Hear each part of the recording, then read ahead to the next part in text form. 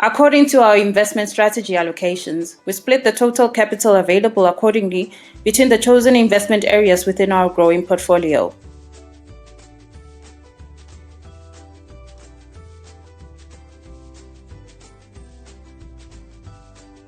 Based on those capital allocations, we determine the return based on our table of assumptions, which is updated regularly as new information comes to light.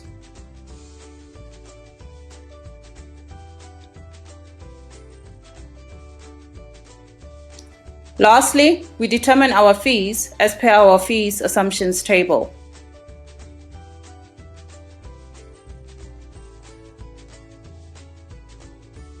We carry on each year until year 10, where, if all things remain equal, or better still, wherein our returns estimations turn out to be fairly modest compared to reality, we end up with a healthy capital balance. So now we decide we have enough to start playing the property game. We've noticed that student accommodation in institutions that are in townships is a problem. So we identify old and run-down properties around the institution that are either insolvent or part of a deceased estate, or generally just for sale, and buy one of them, renovated and subdivided into affordable, secure student accommodation.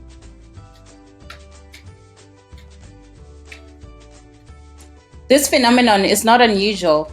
In fact, a lot of families with large properties around institutions of higher learning build out buildings for the sole purpose of generating rental income from students. This is the picture that is displayed here. We look at our table, allocate our capital accordingly, and start hunting for appropriate properties to invest in based on our budget.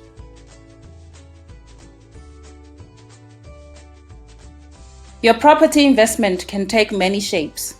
Depending on how you are inclined, your property could be a one-bedroom or bachelor apartment in the Pretoria CBD, where highly stressed professionals working in the retail banks and establishments can get hourly or half-daily rentals for participation in discrete Olympic games of a romantic nature. As they say, there are many ways to skin a cat.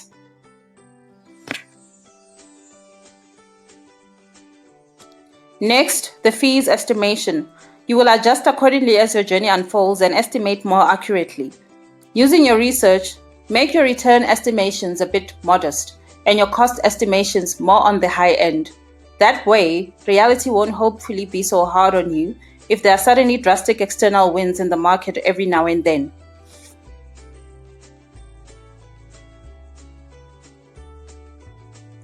Next, your returns. Your rental return estimation will greatly depend on the location of your property, as well as how rental property has performed in the past in that area. The context also plays a big role. You can have 3 students sharing a 3-bedroom house paying 500 Rand a month each. Or you can have your Olympic partners or alternative stress management support partners, shall I say, booking 5 one-hour slots daily at 200 per hour. The context plays an important role, so your estimation should factor that in. The equity return is the rate at which the value of the property grows. That will then give you an estimate of the market value of your property going into the next year.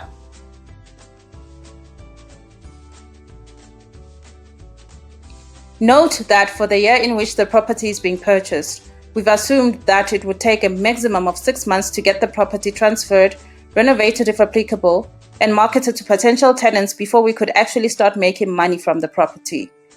Furthermore, we've made the big assumption that the property is bought at its market value.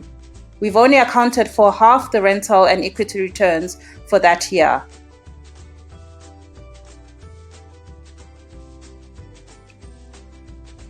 It's very possible to move faster in terms of purchasing the property, transfers and renovations, especially if you had already identified the property the previous year during your research stage.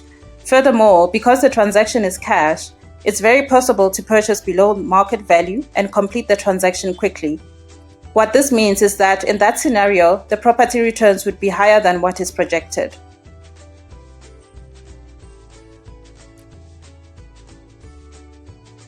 The residual cash is the property capital allocation plus the cash returns from the property investment activities, sans all the costs associated with the property investment.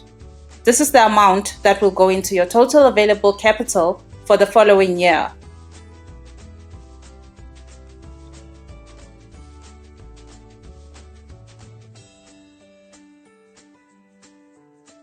Your total capital for the next year will consist of your total cash investment capital, plus your total stock investment capital, as well as the residual cash left over from your property investment activities.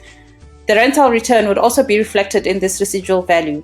Remember, as I said again, the cash tied over in the stocks is not necessarily liquid, depending on the positions you've taken in your stock portfolio.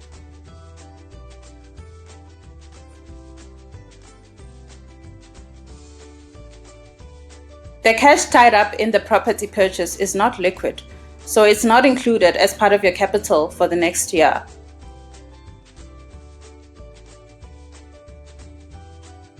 The value of your property plus your cash residual makes up your total property investment contribution to your total portfolio.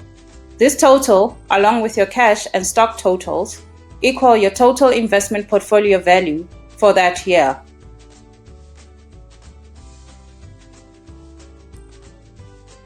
Once you've built up enough capital, you can decide to purchase another property again, as illustrated here in years 16 and 20. Please note that there are many possibilities here, particularly when you're using cash to buy up your properties.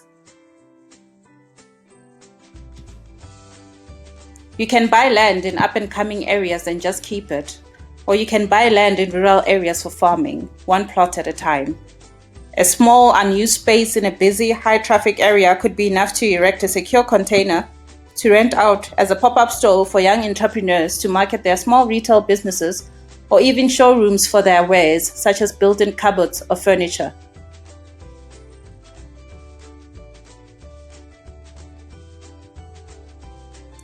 The opportunities are endless. Do your research and get moving.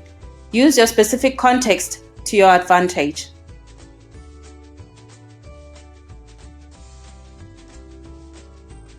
So there you have it. Starting at just 250 Rand per month, you could own 1/6 of a solid portfolio of assets to pass on. It also comes with a wealth of other intangible assets, such as experience and knowledge, that you would have gained and passed on during the process. This experience and knowledge would serve those tasked with continuing with your legacy well, so they wouldn't have to start from zero.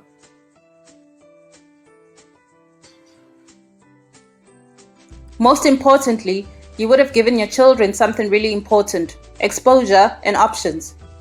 The option of not having to allow oneself to be exploited to survive. The option of not having to rely on employment to survive. A solid foundation from which acquiring generational wealth is more than possible for everyone. So go on, start, and start now. You will greatly thank yourself later.